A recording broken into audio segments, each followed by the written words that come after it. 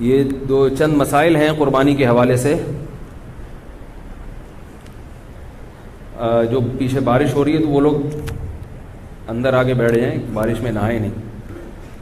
یہ محمد حارث کی والدہ خاتون زوجہ عمر ناصر دعائے مغفرت, کرنٹ لگنے کے باعث انتقال کر گئی ہیں. دل سے دعا اللہ تعالیٰ ان کی مغفرت فرمائے.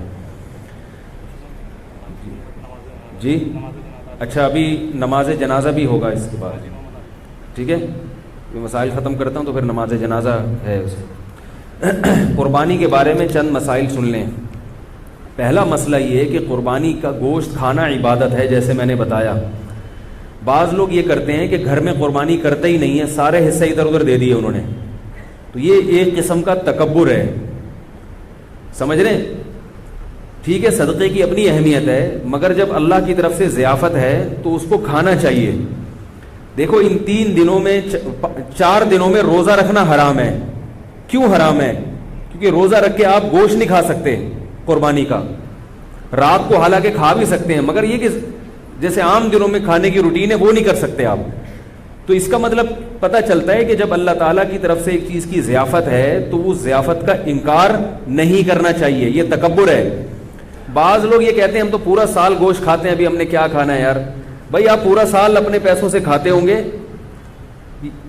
دیکھو ہم پورا سال پانی پیتے ہیں نا, لیکن مکہ جب جاتے ہیں اور زمزم پیے بغیر واپس آ جائیں تو یہ بہت بڑی حماقت ہے یا نہیں ہے؟ ہے بھائی. وہاں جا کے پیتے بھی ہیں اور بھر بھر کے گھروں میں بھی لے کر آتے ہیں. کیوں لے کر آتے ہیں؟ اس لیے کہ وہ پانی اور اس پانی میں فرق ہے. وہ پانی پلانے والا کون ہے؟ اللہ ہے. یہ بھی اللہ ہی پلا رہا ہے, مگر اس کی نسبت اللہ اپنی طرف نہیں کر رہا.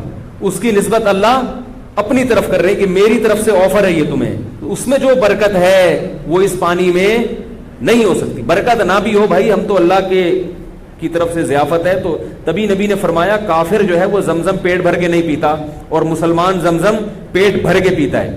کافر اتنا پیے گا جتنے ضرورت ہوگی. کہے گا پیاس ختم ہو گئی اب کیا. مسلمان کہتا ہے نہیں بھائی اور پیوں گا, پیٹ بھر کے پیوں گا میں, اللہ پلا رہا ہے. نہیں آ رہی میرا خیال ہے بات سمجھ. تو اسی طرح آپ سارا سال تکے بھی کھاتے ہیں, کو ہمیں پتہ ہے آپ کھاتے ہیں, کوفتے بھی کھاتے ہیں, کباب بھی کھاتے ہیں, وہ آپ کھاتے ہیں, وہ کسائی آپ کو جو دے رہا ہے. اس گوشت کی نسبت کس کی طرف ہے؟ اللہ کی طرف.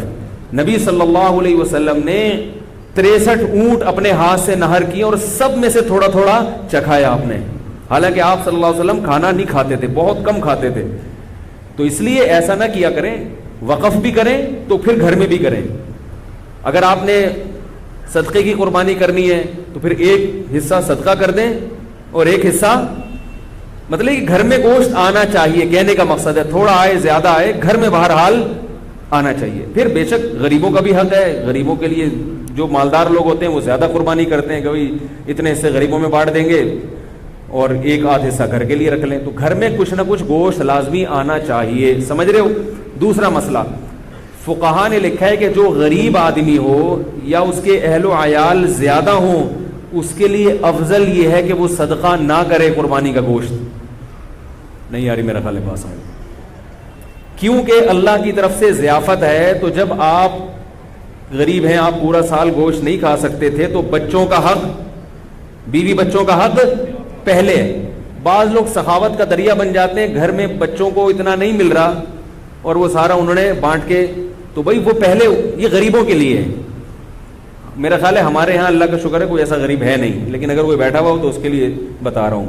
ہمارے ہاں سب کھاتے ہیں, پورے سال کھاتے ہیں الحمدللہ. لیکن اگر کوئی غریب ہے جو جس کو پورے سال گوشت کم ملتا ہے, تو وہ صدقہ نہ کرے, وہ 3 حصے نہ کرے, وہ سارا اپنی فیملی کو کھلا دے, خود بھی کھائے اور اسٹور کر کے اپنے بچوں کو کھلائے. وہ بچوں کو, بیوی کو, یا جو بھی اپنے قریبی رشتہ دار ہیں ان کو کھلا دے. تو یہ قربانی کے گوشت کے 3 حصے کرنا ضروری نہیں ہے. سمجھ رہے؟ باقی عام آدمی کے لیے حکم کیا ہے کہ گوشت کے 3 حصے کر دے, ایک حصے کو صدقہ کر دے, ایک رشتہ داروں میں بانٹ دے اور ایک حصہ خود کھا لے. یہ جو رشتہ داروں والا حصہ ہے, اچھا یہ 3 حصے بھی ضروری نہیں ہے. اگر پورا ہی خود بھی کھا جائیں گے تو کوئی گناہ نہیں ہے, ٹھیک ہے. بہتر ہے کہ ایک حصہ, کیونکہ قرآن کہہ رہا ہے کلوا منہا واطعموا البائس الفقیر, خود بھی کھاؤ اور فقیروں کو بھی کھلاؤ. تو قرآن کے حکم کو فالو کرنا چاہیے.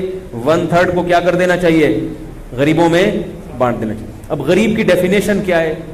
یہ ایک نیا موضوع ہے. تو بہرحال جو آپ کو غریب لگتا ہے آپ اس کو دے دیں. باقی رشتہ داروں کا حصہ جو ہے تو رشتہ داروں میں اگر قربانی ہو رہی ہے تو نہ دیں ان کو, ٹھیک ہے نا, اگر ہو گئی نہیں ہو رہی تو پھر ان کو دے دیں. تو یہ ہوتا ہے. باقی 2 حصے آپ رکھ لیں, ایک حصہ بانٹ دیں, ایسا بھی ٹھیک ہے. دوسرا مسئلہ قربانی کا یہ ہے, بہت اہم مسئلہ ہے کہ جس جانور میں 7 آدمی شریک ہوں یا 6 آدمی یا 4 آدمی یا 3 آدمی, اس کے گوشت کو تول کر تقسیم کرنا لازم ہے, اندازے سے تقسیم کرنا حرام ہے. بعض لوگ کہتے ہیں ہم سب راضی ہیں تو کیا ضرورت ہے. بھئی راضی کا مسئلہ, گوشت سودی اموال میں سے سودی, دیکھو 10 روپے دے کے 11 روپے لے سکتے ہو کسی سے, چاہے وہ دل سے بھی دے رہا ہو, پھر بھی نہیں. تو گوشت کی ایک بوٹی بھی کہیں زیادہ چلی گئی تو یہ سود ہو جائے گا. اب یہ فقہی مسئلہ, یہ علماء جانتے ہیں, آپ کو میں سمجھانا مشکل ہے. ایک بوٹی بھی زیادہ چلی گئی تو کیا ہو جائے گا, سود. اس لیے اس کو تول کے برابر برابر 7 حصوں میں تقسیم کریں. اور اگر اس ٹینشن سے بچنا چاہتے ہیں تو 7 حصوں میں کلیجی یا پائے ملا دیں, پھر تول کے تقسیم کرنا ضروری نہیں ہوگا. جیسے 10 روپے دے کے 11 روپے دینا تو حرام ہے نا, لیکن 10 روپے کے ساتھ ایک ٹافی رکھ لیں, ہے بھائی, پھر 11 روپے لے سکتے ہیں. یعنی وہ نوٹ کے علاوہ کوئی جنس آ جائے. یہ میں اس لیے اتنی تفصیل بتا, لوگ کہتے ہیں پتہ نہیں مفتیوں نے کیا دین کو بنایا ہوا ہے, یہ پائے ملا دو کلیجی ملا دو, اس تکلف کی کیا. بھائی سود سے بچنا ضروری ہے. تو اب جب آپ اس میں کلیجی ملا دیں گے تو کلیجی گوشت کی جنس سے ایک الگ چیز ہے. تو اگر ادھر گوشت زیادہ آئے گا تو وہ کلیجی کے مقابلے میں ہوگا, ادھر کلیجی زیادہ آئے گی تو وہ گوشت کے مقابلے. جنس تبدیل ہونے سے سود کے مسائل پھر وہ پیش نہیں آتے. تو کلیجی ملا دیں. تو جب کلیجی تقسیم شروع میں ہوگی تو کلیجی لوگ پہلے 7 حصوں میں ڈیوائڈ کر لیتے ہیں, ٹھیک ہے. تو اس میں سے کچھ کلیجی نکال لیں اور کلیجی 7 حصوں میں ڈیوائڈ کر کے تھوڑا سا اس میں گوشت ملا دیں. کلیجی میں گوشت مل جائے گا اور گوشت میں کلیجی. وہ ایک ہیروئن چی بیٹھا ہوتا ہے نا پائپ کے منہ میں, پائپ ہوتے ہیں نا برساتی نالے, اس کے اندر ہیروئن چی بیٹھ کے ہیروئن پی رہا تھا, کہہ رہا ہے میں پائپ کے منہ میں ہوں اور میرے منہ میں پائپ ہے. اس کو بڑا انجوائے کر رہا تھا اس سے وہ. تو آپ جب کلیجی میں گوشت ملائیں گے اور گوشت میں کلیجی ملائیں گے تو اس کو کیا کریں گے, آپ انجوائے کریں گے, ٹھیک ہے. تو شروع میں کلیجی کے 7 حصے کریں اور اس میں تھوڑی سی کلیجی نکال لیں, باقی کے 7 حصے کر کے اس میں 1-2 بوٹی ملا دیں. تو کلیجی بھی تقسیم کرنا آپ کے لیے جائز ہو جائے گا, ورنہ کلیجی بھی تول کے کرنی پڑے گی. اور آخر میں جب گوشت ہو تو اس میں تھوڑی تھوڑی کلیجی ملا دیں. یہ سودی مسائل سے بچنے کے لیے. سمجھ گئے کہ نہیں سمجھ گئے؟ یہ ہو گیا. پائے کو پھر جیسے چاہیں تقسیم کریں. دوسرا مسئلہ ہے قصائیوں سے متعلق. قصائی لوگ کیا کرتے ہیں کہ جانور کو کاٹتے ہیں تو کاٹتے چلے جاتے ہیں. شریعت میں حکم ہے 4 رگیں کاٹنے کے بعد جانور چھوڑ دو, اس کو تڑپنے دو. سمجھ رہے ہو؟ تڑپنے دو. اس تڑپنے سے فائدہ یہ ہوتا ہے اس کا جتنا بلڈ ہے وہ نکل جاتا ہے. ذبح کرنے میں ایک بہت بڑی حکمت کیا ہے کہ اس کا خون, سارا خون گندی اور ناپاک چیز ہے, وہ باڈی سے کیا ہو جاتی ہے, اس میں بیماریاں بھی ہوتی ہیں. یہ جو جانور میں کوئی بیماری ہو نا تو اس کے خون میں ہوتی ہے, خون کا نکلنا ضروری ہے, گوشت صاف ہو جاتا ہے اس سے. اب قصائی لوگ کیا کرتے ہیں کہ انہوں نے چونکہ اس دن میں نے بتایا نا تو سلام کا جواب نہیں دیتے اس دن, عید کے دن یہ اتنے بزی. یہ کیا کرتے ہیں, جانور ذبح کرنے کے بعد اس کے گلے میں چھری مارتے ہیں, اس کی یہ جو پیچھے اعصابی رگ ہے اس کو کاٹ دیتے ہیں. اس سے جانور کو تکلیف بھی زیادہ ہوتی ہے اور ٹھنڈا بھی جلدی ہو جاتا ہے. اس لیے میں کہتا ہوں کہ جس کھونٹے سے جانور باندھا ہوا تھا وہ کھونٹا ابھی خالی ہے, تھوڑی دیر کے لیے اس کھونٹے سے کس کو باندھ دیں, قصائی کو باندھ دیں. کیونکہ قصائی کنٹرول میں نہیں آتا, اس کو آپ 100 دفعہ بھی کہیں بھائی نہیں کاٹو وہ پھر بھی کاٹتا ہے, وہ پھر بھی چھورا مارتا. اس سے جانور حرام نہیں ہوتا, لیکن ایک جو ایک حکمت ہے, ذبح کا ایک شرعی طریقہ ہے, اس طریقے پر تو عمل نہیں ہوا نا. جانور تو حلال ہی رہتا ہے, لیکن ایک کراہت آتی ہے, کراہت مکروہ عمل ہے یہ. اس لیے قصائی کو پہلے گائے پہ جتنے آدمی تھے نا اس سے زیادہ آدمی قصائی پہ چھوڑ دیں آپ. اس کو بولیں اس کو تڑپنے دو, اور اس وقت تک وہ 8 آدمی کس کو پکڑ کے رکھیں گے, قصائی کو پکڑ کے رکھیں, کیونکہ وہ بھاگے گا, وہ آئے گا بولے گا نہیں میں کاٹن دو. اس کو پکڑیں آپ یا کھوٹے سے باندھ دیں.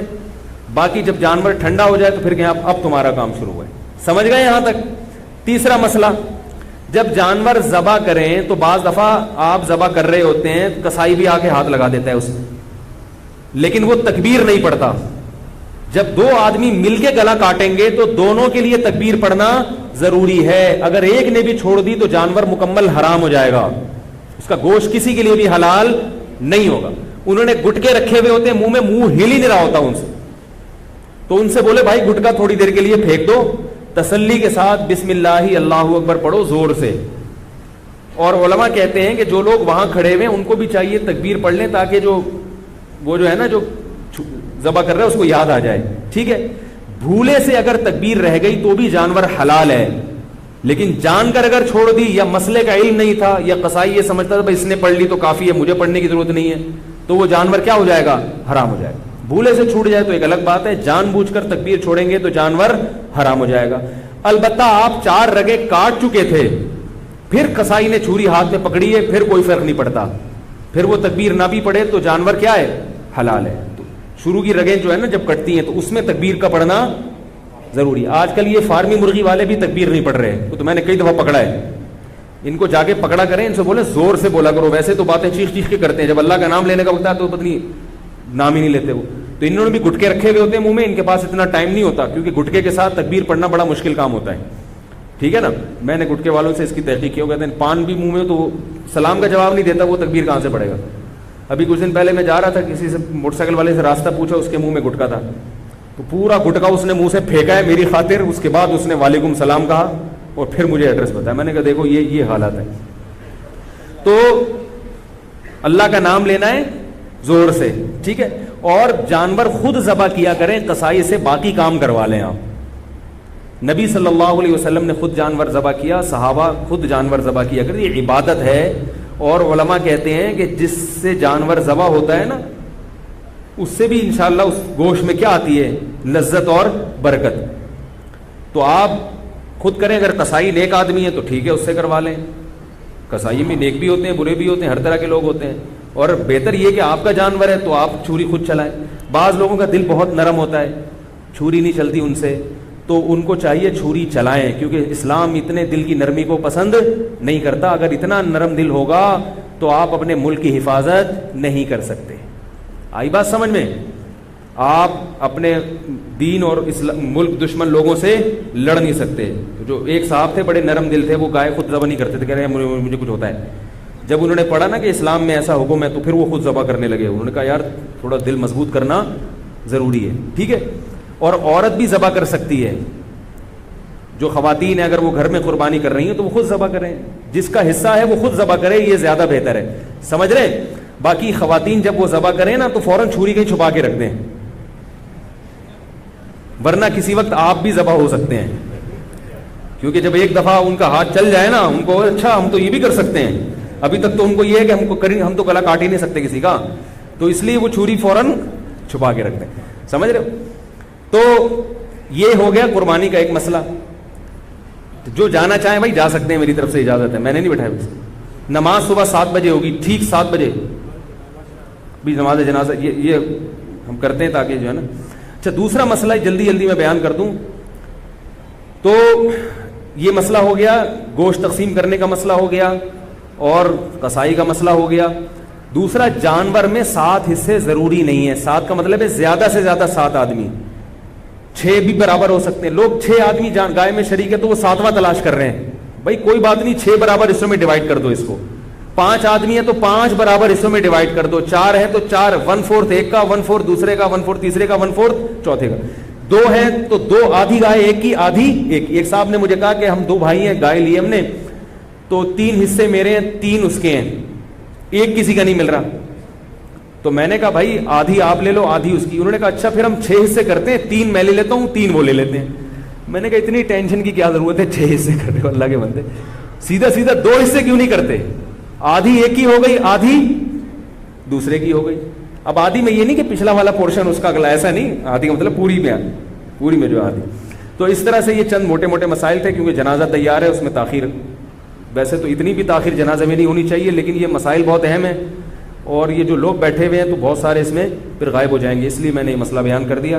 کوئی اور مسئلہ پوچھنا ہو تو پھر میری کال ٹائمنگ 5 سے 5:30 ہے, اور جامعۃ الرشید میں JTR میڈیا ہاؤس کے نام سے 8 سے 7:45 بجے لائیو مسائل کا سیشن چلتا ہے, اس میں بھی رابطہ کر سکتے ہیں. سبحانک اللہم و بحمدک, نشہد ان لا الہ الا انت, نستغفرک و نتوب الیک. جنازہ پڑھ لیں پھر سنت بعد میں پڑھیے گا.